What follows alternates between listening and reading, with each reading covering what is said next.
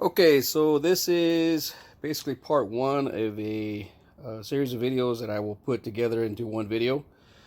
This is going to be the beginning stage of another set of rounds that we'll be loading. So I've pulled out just about 450 shells here. So like I said, I pulled out about 450 rounds shells here from these that have been decapped. They have not been resized, so I need to resize all these. And I also need to swag them. So I'm going to be using the swagger tool here. These have already been resized and swagged. I need to do these right here. And for the sizer, I use a small base sizer. For the seating, I use a Hornady seater. I did get a case stuck in the sizer for the Hornady, and I still need to send it in to get repaired. The bullet loads that I will load are going to be 55 grain full metal jacket bolt tail. I've used before in the past loads. I'm going to be using the remainder of the 450 small rifle primers by CCI. Case lube, I use One Shot. These loads are using 748 Winchester ball. For these loads, these main loads right here are going to be for the IOAR. These 200 are going to be for the bolt action Hawa. Basically, the load is going to be the same. It's 23.1 of the 748. So at this point, I've already pulled out the 450 shells. So I'm going to go ahead and swag them and resize them. And then the next stage would be to prime all the cases. Just wanted to give an idea of what I'm using to build my loads. So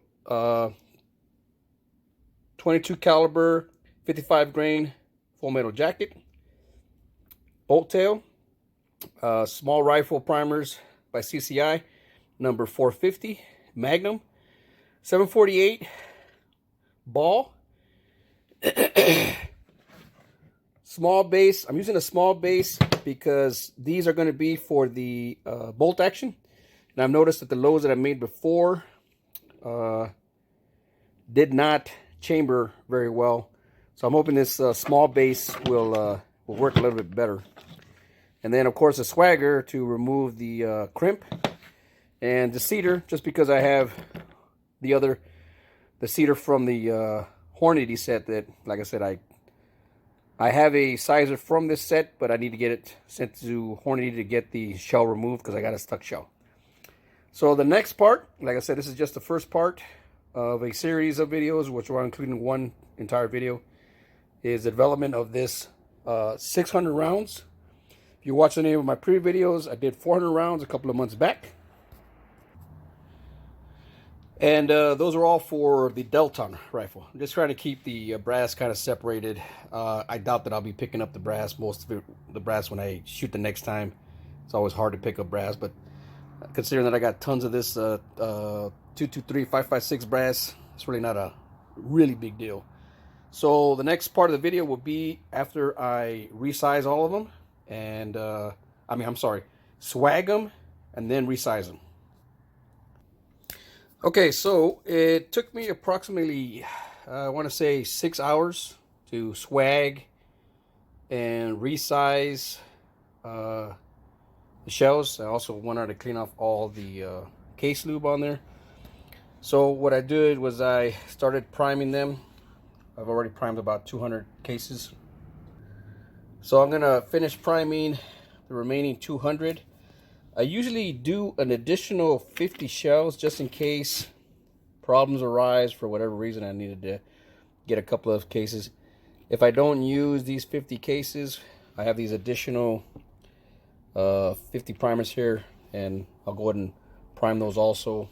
But I like to have just some prime shells in the event that I need them. And then I'll go ahead and prime already these. And then the next stage after this, I'll come back after I've primed all the shells and then talk about the next stage. Okay? So this will be the end of part 2, going on to priming. We've already decapped them, swagged them, and primed them. So you can see these are all primed. And these still need to be primed, to include these over here. So we'll come back after we prime them, and then we'll talk about the load we're going to use, and seeding, powdering, and then seeding. Okay, so we have finished priming all the cases. So over here we have 400, and then here we have 200. It's going to dictate 400 rounds here, 200 rounds here, separated. I did went ahead and primed an extra 50, because when I was pulling the bullets out, I noticed this box was open, and I realized that this was the leftover bullets from the test loads that I didn't finish, which also meant that I had leftover shells that were primed. So I'm gonna load these two.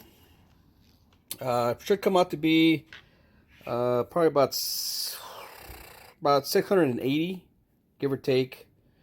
Maybe 600. Yeah, I would say 680, 670 rounds. Going back, we are going to be using the Hornady seeding die. We're using the Lee Auto Disc, Pro Auto Disc, with a double disc configuration. I do plan to look at see whether or not this will give me the load that I need or not. If this doesn't give me the load, then I'll go ahead and use the disc. Other than that, we are done priming. So the next stage is to go ahead and do the powdering and seeding. But as you can see, my bench is full of stuff right now, so I need to set them up. So in the next part of the video, I will be setting up the dies and so forth, so we can do the powdering and loading. Although it may not take place today, because my hand is tired and from priming all these cases, and I got a lot of other things going on today. But the next part of the video will be powdering and seeding of bullets, and we will be doing these 650 rounds and these additional 25 rounds over here on this side. I did have some leftover resized case, because in total I had resized, I believe, 700 shells, just so I could have extra shells. So that'll end this part of the video.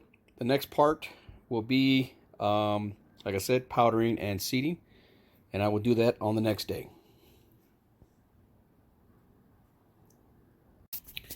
Okay, before I start setting up the dies for seeding, for powdering and seeding, just wanted to talk about some of the equipment I'm using. I know I've already stated in another part of the video, but I am using the Pro Auto Disc in a double disc configuration. I am using the Lee charging die. I am using the large based on the size of the shell. I will be trying out this Lee adjustable powder, which works with the auto disc. The seeding die is a Hornady seeding die for the Remington 223.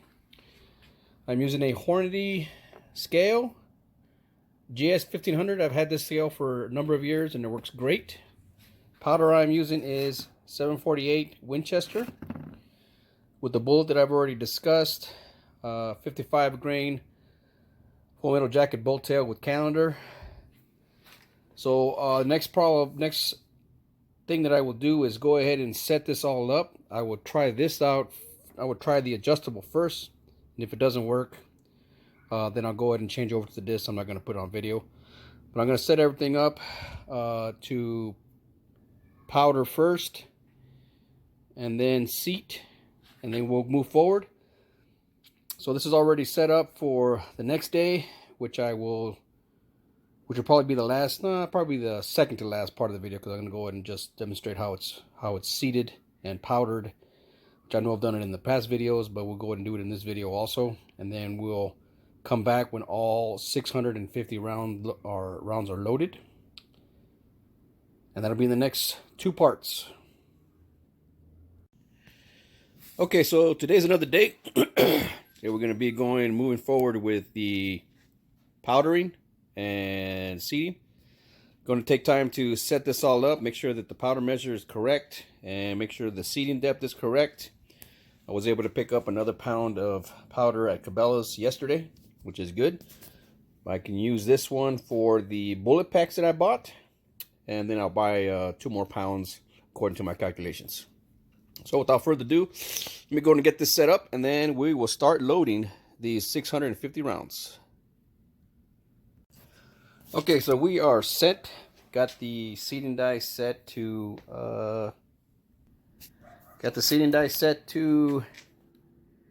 2.205, which is under the 2.260 recommended, but the bullets did get underneath the crimp. These are all the test rounds that I made for adjusting the seeding die. Like I said, I will pull these later. And this did not work. It measured at 21.5, 22, so it was too low for me to use with the 23 load. So I went ahead and went with the disc, 82 and 76, and it started giving me 3.0, 3.0, 3.1. So we're gonna start off with 150 shells, 150 rounds to load, and we'll come back after I do these 150, and then we'll finish up the rest, and then we'll go ahead and finish loading completely the 650 rounds. Okay, so we have finished 150 rounds right there. It took me a little bit less than an hour, so that's not bad. Although I was having some issues with the powder dispenser. You can see right there where you got some powder spillage. So I think for the next batch, I'm gonna go ahead and remove this press here and buy a better powder dispenser.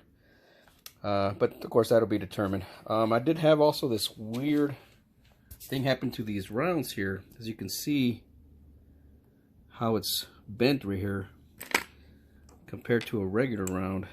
I don't know what caused that, but there's only a couple of those, and I'm wondering whether or not it was the bullet pushing the inside of the shell that caused that. But needless to say that we are slowly rolling. I'll get these pulled later on, and we'll use the components on another set of shells. So we are 150 rounds in of the 650 rounds. So we're gonna need 400 more rounds to do, and then we'll call it a day. We'll put these in boxes, label the boxes, and so forth. So at 600, actually no, that's 150. So we got 500 more rounds. So I should be able to finish the rest of them in about 5 hours, give or take. All right, and so the next part of the video will be when I complete all this work. Okay, the day is over, and I have done loading. So we got the 200 there for the bolt action, and 450, an additional 9 there. I still need to pull these bullets right here that were all somehow jacked up. I didn't like the way, well, that one's one shell that I bent. I don't like the way this looked right here around the neck. So I'm gonna pull these bullets and use the components to build some other rounds. I think there's probably a total of maybe 10 or 15, so it'll add to this box here. But there we have it. Like I said, 200 rounds for the bolt action, 450 rounds for the AR, and we are done. I will go ahead and put the time it took in the description, and I did finish I did finish the powder. That is pretty much all I had. So this was the last bit of the 4 pounds. So whatever's in there, plus what I can pull out of here, will be able to load these rounds here. These are all prime cases, but they all got jacked up right there. So I need to just pull the components and use them over again. That's pretty much the end of the video. The last part of the video, I should say.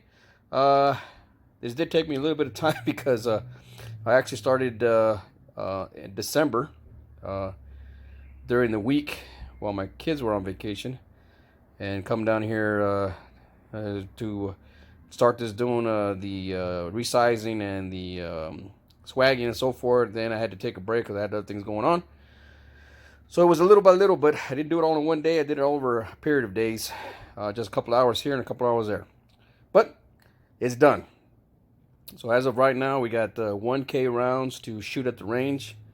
Within the next couple of months, I probably won't load another batch of rounds till the summer, mainly because of the time. But I wanted to get this done so that I can have some ammunition to take out to the range the next time I go. I can shoot a lot more ammunition than just a few boxes. I can probably go through 100 and so forth. Needless to say, that is it for this video.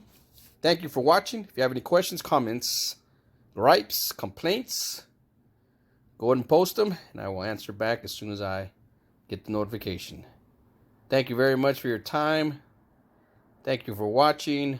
Take care and be safe.